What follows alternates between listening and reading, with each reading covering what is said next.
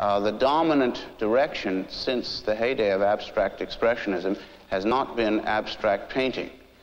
There were, however, a small group of painters that came along in the later 50s and early 60s that created an abstract painting of equal force and equal power to that of the best of abstract expressionism, but which is very different in character. Its posture is not romantic, its method is not improvisational.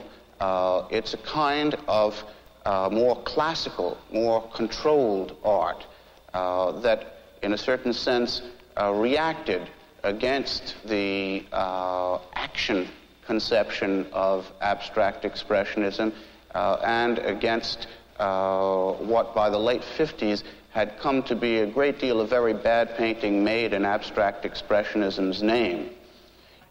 It seemed to me that the action painters, and particularly the second generation action painters, adopted an attitude towards painting which was based a lot on an idea of all-over attack, but that they were inconsistent. They didn't really carry it out. In other words, it was supposed to be an all-over painting, but it ended up in working with a kind of, or it seemed to me, too much of a conventional push-pull. The other big thing was, as far as I was concerned, that they almost all seemed to get in trouble in the corners. They always started out with a big, expansive gesture, and then they ended up fiddling around or trying to make that one explosive gesture work on the canvas in some kind of way. And it seemed to me, basically, in sort of painting and energy terms, finally compromised by all of the fixing up that went around the supposedly loose and free explosive images. I mean, we've got to be more an illustration of energy than an establishment of real pictorial energy. I didn't want that. I wanted to be able to have what I think were some of the virtues of abstract expressionism, but still have them under a kind of control, but not control for its own sake, a kind of conceptual, painterly control that I felt made the pictures, or would make even stronger pictures. I wanted to make my pictures at least stronger, what I was doing. The business about my work being unfeeling and being cold and intellectual, I mean, I can't quite explain it. I mean, I think the only explanation I can make is a biographical one. Certainly no one would see the black paintings now as kind of cold and calculating or very logical, but they seem to seem that way in the context of 59 and 60.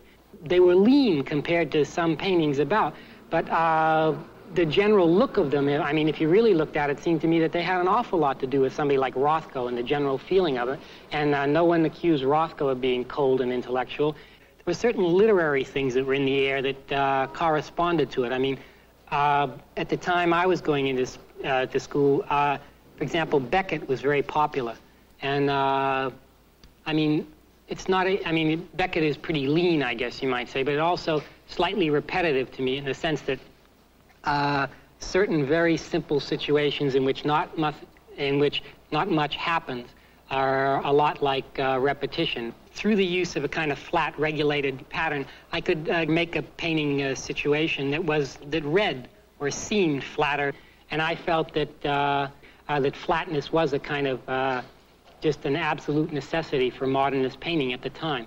And I mean, I felt the black paintings were really right. I mean, there were a lot of things in those paintings that were not in anybody else's paintings at the time, and it seemed to me that there were you know, concerns that painting, in a way, had to address itself too. I got very involved at that time with the black paintings with pattern, and I began making little drawings and sketches, and in some of the sketches, I got involved with patterns that traveled. They would move and make a jog in them, and I had this kind of slightly shaped or notched format. And the more I looked at it, the more I liked it, and that's the way I built the stretches and painted the series. And that was the beginning, I guess, of shaping, for me at least.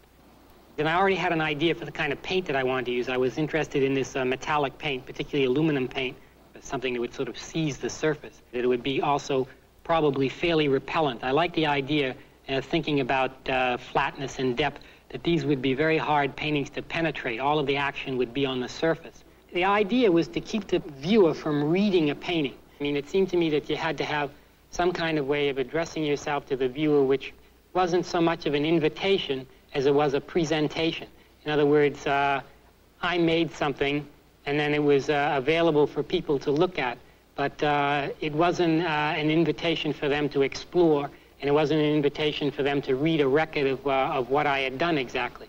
In fact, I think one of the things you could say about my paintings, which I think is probably a good thing, it's not immediately apparent how they're done, in a way. I mean, you can say that it's finely brushed or it's sprayed or this, that, and the other, but the first thing you do is see it, I think, and not see how it was done.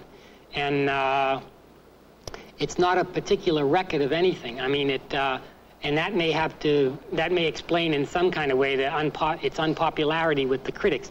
When I said make it hard for the critics to write about, I mean, there's not that much for them to describe. First of all, basically it's a simple situation visually, and the painting doesn't do that much in conventional terms. They can't explain to you how one part relates to another. I mean, basically what they're after is that it's too easy for me, so therefore it couldn't be any good. He's saying there's no suffering, there's no this, there's no feeling, there's no questioning. I just keep doing it, and I don't have troubled periods. I don't have crises and anxiety and all of that that are documented on the canvas. There's a tremendous assumption of artistic humility, which I didn't seem to have. One, too much success, and also being essentially too smug about it in some kind of way. There's nothing in descriptive terms for them to say. I mean, or to point out something that you, the viewer, might have missed if you were slightly untrained or not so used to looking at paintings. That critical function is subverted.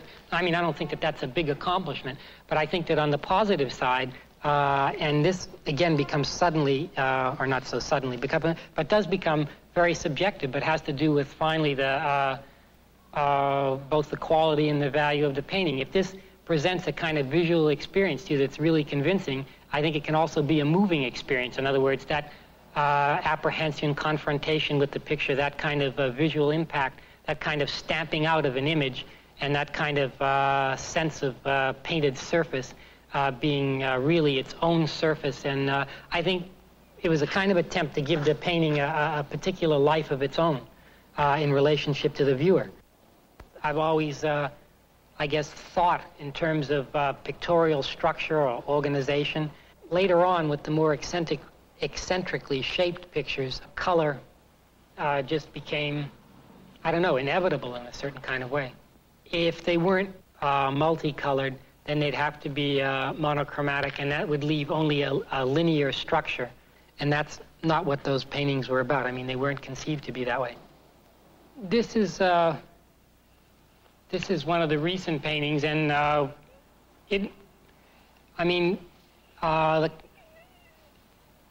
the edges here are actually fairly hard. I mean, they're not soft at all. There's not much bleed in this, in a combination of fluorescent, water-soluble fluorescent, and Lenny Beaucourt's Aquatech. And you probably can't see the pencil line, but it's the same. It's drawn out on the canvas first and then taped over the line. This is part of the Saskatchewan series. The circular protractors are made to fit into rectangular formats. This is one going up here, but you don't see the other half. Another one coming through from the outside. One, you see pretty much the whole blue one there, and then one coming up from the other way. I start with a drawing, usually a rough drawing, in which I plot out mainly how the bands are going to intersect. Once I know the width of the band, once I've decided that, then everything else falls into place.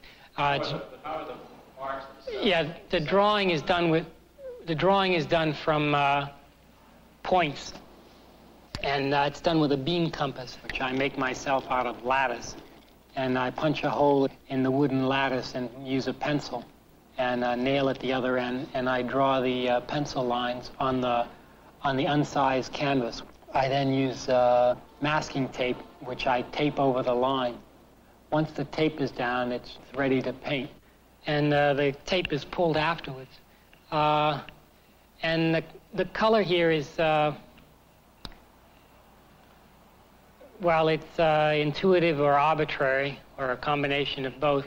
And what I'm really interested in terms of the color here is not so much in the interlacing, but rather I'm interested in using the curve to make the color travel. With the interlacing, particularly in a picture like this, there's no question that you have some illusionism and some kind of figure-ground relationships. What keeps the push-pull from defeating the picture, what I think keeps it on the surface, is the feeling that the colors move, that they follow the bands, that they have a sense of direction. And it's the directional sense of the color, I think, that holds the surface for the painting.